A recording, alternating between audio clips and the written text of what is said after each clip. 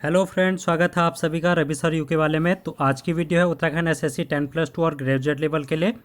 तो आज हम एक नई सीरीज शुरू करने वाले हैं जो कि है उत्तराखंड के पेपर हल, जिसमें हम बात करेंगे यहाँ पर आज पहला पेपर आपका ग्राम पंचायत विकास अधिकारी, जो कि आपका 2018 का पेपर है। तो इसके यहाँ पर जितने भी क्वेश्चन आपको देखने को मिलेंगे उन सभी को हम यहाँ पर डिस्कस करने वाले हैं। 100 क्वेश्चन इस पर हैं, तो हम इसको करेंगे 2-3 पार्ट में।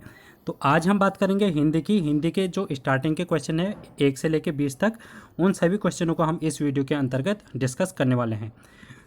तो यहाँ पर बने रहिए मेरे साथ, और अगर आप चैनल पर नए हैं तो चैनल को सब्सक्राइब कर लेना, बेल आइकन को प्रेस कर लें जल्दी से। तो उसके बाद हम क्या करते हैं, यहाँ पर वीडियो को शुरू करते हैं, और वीडियो को ज़्यादा से ज़्यादा शेयर कर लेना अपने साथियों के साथ। तो चलिए शुरू करते हैं, और यहाँ पर हम देखते हैं पहले क्वेश्चन से, जो कि हिंदी का आपके यहाँ पर देखने को मिलेगा। तो हिंदी का पहला प्रश्न आपके सामने है, ऐसा पद जो क्रिया या संज्ञा की विशेषता न बताकर एक वाक्य या पद का संबंध दूसरे वाक्य पद से जोड़ता है, वह कहलाता है। तो यहाँ पर सिर्फ डेफिनेशन दे रखी है, और डेफिनेशन के अकॉर्डिंग ही हमको इसका आंसर देना है कि ये किसका यहाँ पर परिभाषा बताई गई है। तो आपके पास ऑप्शंस हैं संबंध बोधक और विस्मयादि बोधक, समुच्चय बोधक या फिर क्रिया विशेषण। तो इसका जो राइट आंसर हो जाएगा वो हो जाएगा समुच्चय बोधक। तो ऐसा पद जो क्रिया और संज्ञा की विशेषता न बताकर एक वाक्य या फिर किसी पद का संबंध दूसरे वाक्य से बताता है, तो उसको हम कहते हैं समुच्चय बोधक वाक्य। ठीक है, तो ये आपका ऑप्शन सी। अगला क्वेश्चन है आपके सामने, यहाँ पर लोकोक्ति दे रखी है। एक लोकोक्ति है, उसका अर्थ बताना आपको। लोकोक्ति है गरल सुधा रिपु करही मिताई। तो इस लोकोक्ति का आपको अर्थ बताना है। ऑप्शन ए है आपके पास, दोष किसी का सजा किसी को। ऑप्शन बी, किसी के अनुचित बात का समर्थन करना। और ऑप्शन सी है दो विरोधी स्वभाव वालों का मिलन। और ऑप्शन डी है संयोग से काम बनना। तो इसका जो राइट आंसर हो जाएगा, सीधे से आपको याद करना है ऑप्शन सी, दो विरोधी स्वभाव वाले का मिलन। तो ये गरल सुधा रिपु करही मिताई का लोकोक्ति का अर्थ है। नेक्स्ट क्वेश्चन देखते हैं। नेक्स्ट क्वेश्चन है आपके पास यहाँ पर क्वेश्चन नंबर 3, अर्थ के आधार पर वाक्य के भेद हैं। तो हमको अर्थ के आधार पर वाक्य के भेद बताने हैं कि कितने भेद होते हैं अर्थ के आधार पर। तो यहाँ पर ये तो नहीं बताने कि कितने भेद होते हैं, लेकिन इनमें से बताना कि इनमें से सरल वाक्य, विस्मयादि बोधक वाक्य, या फिर संयुक्त वाक्य, या फिर मिश्र वाक्य, इनमें से एक ऐसा कौन सा वाक्य है जिसको अर्थ के आधार पर वाक्य का भेद बताया गया है। तो यहाँ पर जो वाक्य होते हैं उसके 2 टाइप के भेद होते हैं। तो इनको हम देखते हैं, सबसे पहले अर्थ के आधार पर, और दूसरा देखते हैं हम रचना के आधार पर। जो अर्थ के आधार पर वाक्य के भेद होते हैं वो होते हैं 8। जैसे कि इसमें आता है निधानवाचक, जैसे कि असर्टिव इसको इंग्लिश में बोलते हैं, और निषेधात्मक वाक्य, आज्ञावाचक, प्रश्नवाचक, इच्छावाचक, संदेहवाचक, विस्मयवाचक, या फिर संकेतवाचक। तो इस तरीके से ये होते हैं आपके अर्थ के आधार पर वाक्य के भेद। उसी तरीके से यहाँ पर रचना के आधार पर इसके जो वाक्य होते हैं उसके 3 भेद होते हैं। पहला है सरल वाक्य, दूसरा है संयुक्त वाक्य, तीसरा है मिश्रित वाक्य। तो यहाँ पर आपको ऑप्शन में आपको दिखाई दे रहा है जो कि सरल वाक्य है, संयुक्त वाक्य और मिश्रित वाक्य है। ये वाक्य के भेद तो हैं, लेकिन कैसे? रचना के आधार पर। लेकिन जो विस्मयादि बोधक वाक्य है ये कौन सा है? अर्थ के आधार पर ये वाक्य के भेद हैं। जैसे इसमें आपको देखने को मिलेगा, इसको इंग्लिश में बोलते हैं एक्सक्लामेटरी सेंटेंस। ठीक है, तो एक्सक्लामेटरी सेंटेंस के बारे में आपको यहाँ पर बताना था, जो कि अर्थ के आधार पर है। जैसे आह, आहा, ओह, इस टाइप के जो भी आपको शब्द देखने को मिलते हैं वो क्या कहलाते हैं? विस्मयादि बोधक वाक्य। ठीक है, अब आपको नेक्स्ट क्वेश्चन आपके सामने है, और नेक्स्ट क्वेश्चन में आपको पर्यायवाची शब्द बताना है, और पर्यायवाची आपको बताना है कर्दम का पर्यायवाची।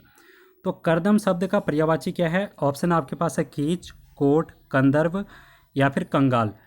तो इसके जो कर्दम है, इसका जो पर्यायवाची हो जाएगा ऑप्शन ए, कीच इसका राइट आंसर हो जाएगा। ठीक है, तो कीच इसका राइट आंसर हो जाएगा कर्दम का।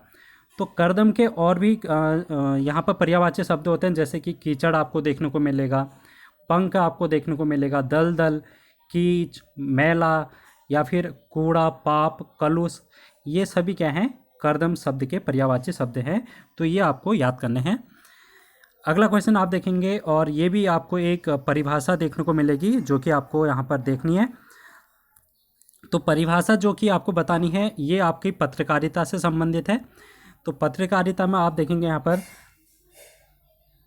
तो बैठक में उपस्थित व्यक्तियों के पदानुसार नाम, उनकी राय का पूरा विवरण सहित कार्यसूची में रेखांकित कार्यों पर हुए विचार विमर्श का संक्षिप्त विवरण कहलाता है प्रेस विज्ञप्ति, परिपत्र या फिर कार्यव्रत। तो इसका जो राइट आंसर हो जाएगा वो हो जाएगा कार्यव्रत।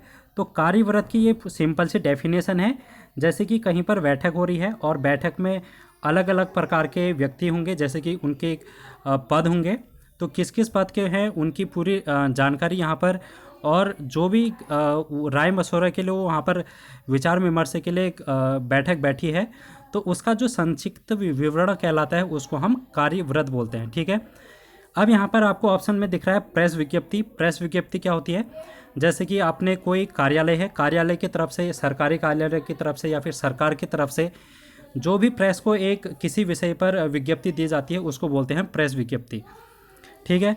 परिपत्र किसको बोलते हैं, परिपत्र। तो परिपत्र आपको देखने को मिलेगा जैसे कि आपने किसी को किसी कार्यालय के माध्यम से आपको किसी विषय पर पत्र भेजना है, और पत्र आपको कहाँ भेजना है, अलग अलग डिपार्टमेंट में, जैसे ए डिपार्टमेंट है एक, बी डिपार्टमेंट है और सी डिपार्टमेंट है और डी डिपार्टमेंट।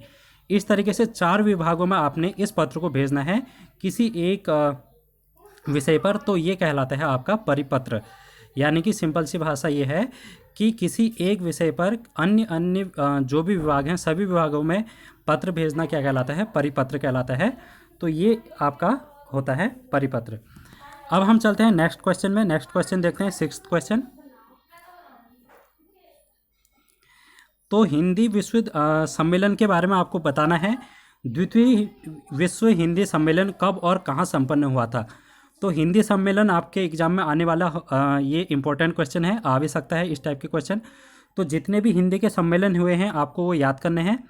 तो इनमें से जो भी इम्पोर्टेंट सम्मेलन है मैं आपको वो बताऊंगा अभी।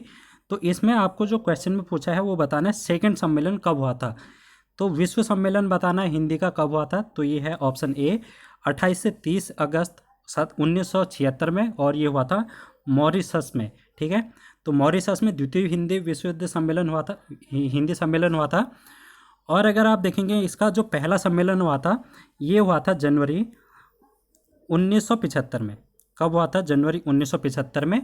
और ये कहाँ पर हुआ था, इंडिया में हुआ था ये, और इंडिया के यहाँ पर नागपुर में ये हुआ था। ठीक है।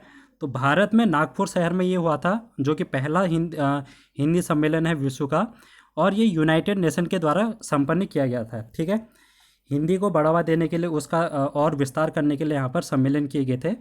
तो पहला सम्मेलन 1975 में आपको क्या याद करना है, दूसरा आपको 1976 मॉरिशस में। उसके बाद फिर आपको और भी ध्यान नहीं रखने, लेकिन जो लास्ट सम्मेलन है हिंदी का वो है 10वां सम्मेलन, और ये जो 10वां सम्मेलन हुआ था ये 2015 में हुआ था। और ये 2015 में कहाँ पर हुआ था, इंडिया में हुआ था, और इंडिया के ये भोपाल में हुआ था। ठीक है।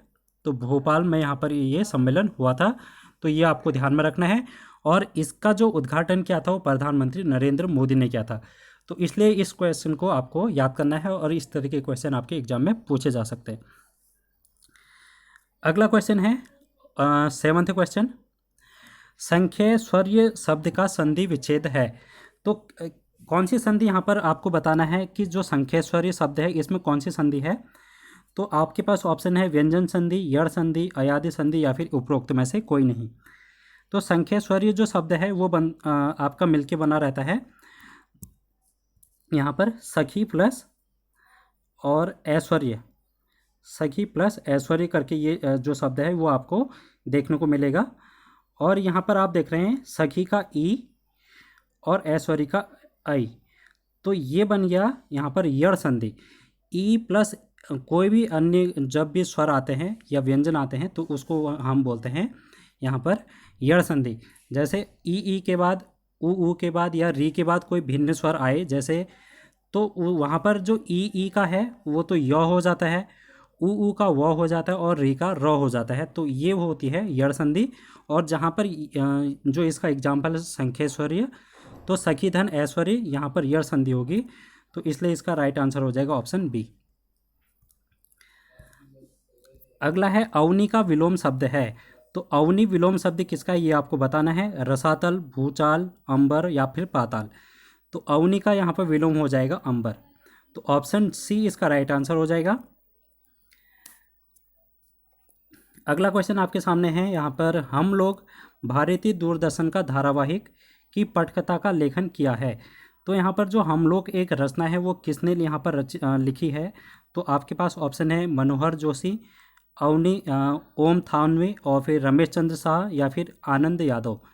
तो राइट आंसर हो जाएगा मनोहर श्याम जोशी। मनोहर श्याम जोशी ने यहाँ पर जो हम लोग रचना है उसकी यहाँ पर इसको लिखा था, और ये दूरदर्शन में पहला धारावाहिक था जो कि चलाया गया था।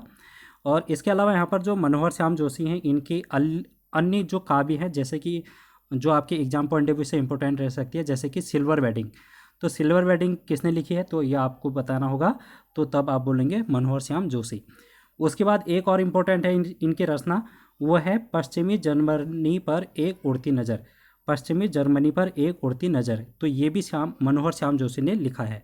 तो ये था इसका आंसर जो कि आपको देखने को मिला। अब यहाँ पर अगला क्वेश्चन आपको देखने को मिलेगा अनेकार्थी शब्द से। तो अनेकार्थी शब्द वाले जो भी क्वेश्चन है आप उनको यहाँ पर एग्जाम में बना कर चलना, तो यहाँ से भी क्वेश्चन आपके पूछे जाएंगे। जैसे उत्सर्ग का संबंध आपको बताना है कि किससे है, दशा से है, संप्रदाय, अवस्था या फिर दान से। तो जो उत्सर्ग शब्द है इसका संबंध दान से माना जाता है, तो दान इसका राइट आंसर होगा ऑप्शन डी।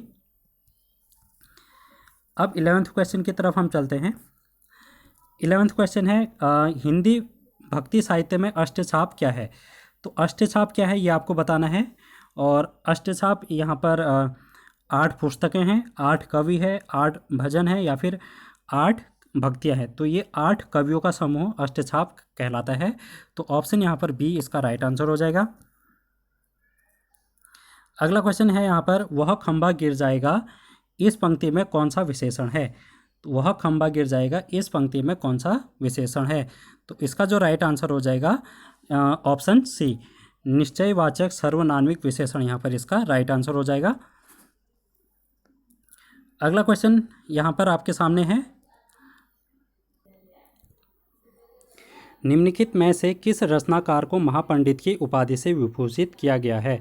तो महापंडित की उपाधि किसको दी गई है यहाँ पर ये आपको बताना है, रांगे राव राघव। ऑप्शन बी है रामविलास शर्मा, ऑप्शन सी है रामचंद्र शुक्ल और ऑप्शन डी है राहुल सांस्कृत्यायन। तो यहाँ पर इसका राइट आंसर हो जाएगा ऑप्शन डी, राहुल सांस्कृत्यायन को यहाँ पर महापंडित की उपाधि यहाँ पर दी गई है। ठीक है, तो इसका ऑप्शन हो जाएगा डी। अगला क्वेश्चन है आपके पास 14वां क्वेश्चन, और कौन सी संज्ञा क्रियापद के साथ शुद्ध है। तो ये आपको बताना है, पहले का समाधान, मिलने की बेचैनी और धन्यवाद देना और फिर जल की मात्रा। तो इसका जो राइट आंसर हो जाएगा ऑप्शन डी, जल की मात्रा, जो कि यहाँ पर एक शुद्ध शब्द है। ठीक है, अगला क्वेश्चन 15वां क्वेश्चन, निम्नलिखित में से किस कवि को ज्ञानपीठ पुरस्कार नहीं मिला है। तो ज्ञानपीठ पुरस्कार इनमें से किसको नहीं मिला है ये आपको बताना है। तो ऑप्शन है आपके पास सुमित्रानंदन पंत, माखनलाल चतुर्वेदी, महादेवी वर्मा, कुंवर नारायण। तो माखनलाल चतुर्वेदी ऐसे लेखक हैं जिनको ज्ञानपीठ पुरस्कार नहीं मिला है, और जो भी आपके और ऑप्शन हैं उन सभी को यहाँ पर ज्ञानपीठ पुरस्कार दिया गया है। तो ये था 15th क्वेश्चन। अब हम चलते हैं 16वें क्वेश्चन की तरफ। 16th क्वेश्चन आपको देखने को मिलेगा, औलाद किस भाषा का शब्द है। तो औलाद आपको बताना है किस भाषा का शब्द है। तो यहाँ पर देशज शब्द है ये, तो विदेशज शब्द है। ठीक है, जो कि विदेशों से आया हुआ है शब्द है। तो ऑप्शन है आपके पास अरबी, तुर्की, हिंदी या फिर पुर्तगाली। तो औलाद जो है वो अरबी भाषा का एक शब्द है। ठीक है, अगला क्वेश्चन 17th क्वेश्चन में चलेंगे। अब चला जाए यह वाक्य है, तो कर्मवाक्य, भाववाच्य या फिर कर्तवाच्य। तो अब चला जाए इसमें कौन सा वाच्य आ रहा है, यहाँ पर भाववाच्य आ रहा है। तो ऑप्शन इसका हो जाएगा ऑप्शन बी। अगला क्वेश्चन, किसी मुद्दे पर लेख लिखने में उस ताजी घटना का उल्लेख करना जिसके कारण वह मुद्दा चर्चा में आया कहलाता है। पीर पत्रकारिता, पेज 3 पत्रकारिता, आप एड या फिर न्यूज़ पैग। तो इसका जो राइट आंसर हो जाएगा ऑप्शन डी। तो न्यूज़ पैग की आपको डेफिनेशन याद करनी है, किसी मुद्दे पर लेख लिखने में उस ताजी घटना का उल्लेख करना जिसके कारण वह मुद्दा चर्चा में आया था, न्यूज़ पैग कहलाता है। तो इस टाइप की आपको डेफिनेशन आपको वहाँ पर देखने को मिलेगी, जो कि आपको जनसंचार के माध्यम से ये और या फिर पत्रकारिता से देखने को मिलेगी। दोनों ही टॉपिक आपको ध्यान में रखने हैं। तो ये जो क्वेश्चन था आपका वो पत्रकारिता से संबंधित था। अगला क्वेश्चन है आपके पास, मधुर मधुर मेरे दीप जल में अलंकार है। तो अलंकार के बारे में बताना है। मधुर मधुर मेरे दीपक जल में, यमक, श्लेष और उत्प्रेक्षा और फिर पुनरुक्ति प्रकाश।